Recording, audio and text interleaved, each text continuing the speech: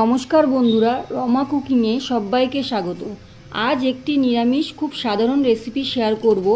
সজনে ডাঁটা দিয়ে অনেকেই অনেক রকম পদ তৈরি করে থাকেন, তবে এই গরমে সজনে ডাঁটা দিয়ে এই রকম ঝোল তরকারি খেতে কিন্তু অসাধারণ লাগে। তবে দেখে নেওয়া যাক আমি কিভাবে এই রেসিপিটা বানিয়ে থাকি।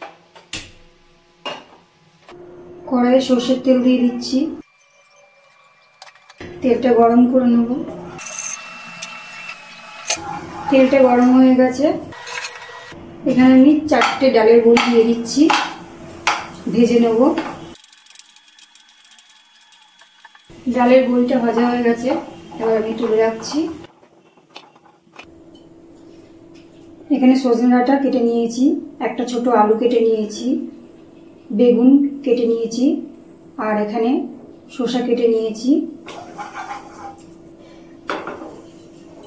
এবার আমি আলুটা ভেজে নেব। এবার আমি কেটে রাখা বেগুনটা দিয়ে দিচ্ছি, নুন হলুদ মাখিয়ে রেখেছি। এবার দিয়ে দিচ্ছি শসা, আর দিয়ে দিচ্ছি সজনে ডাঁটা। সব কিছু আমি একটু হালকা করে ভেজে নেব। সব কিছু আমি হালকা করে ভেজে নিয়েছি। এবার দিয়ে দেবো 1 চামচ আদা বাটা, লঙ্কা বাটা, 1 চামচ জিরের গুঁড়ো, হলুদ, পরিমাণ মতো নুন। সব কিছু মশলার সাথে আমি ভালো করে কষিয়ে নিচ্ছি। একটু হালকা জল দিয়ে নিচ্ছি। সব কিছুকে আমি মশলার সাথে ভালো করে কষিয়ে নিয়েছি। এবার দিয়ে দিচ্ছি ভেজে রাখা বড়ি। বড়ি দিয়ে আমি আরেকটু নাড়াচাড়া করে নেব। এবার আমি দিয়ে দিচ্ছি জল, আর একটু জল লাগবে। এবার আমি গ্যাসের ফ্লেমটা জোরে দিয়ে ঢাকা দিয়ে দিচ্ছি। ঝোলটা একটু ফুটে গেছে, এবার আমি গ্যাসটা একদম লো করে দিচ্ছি,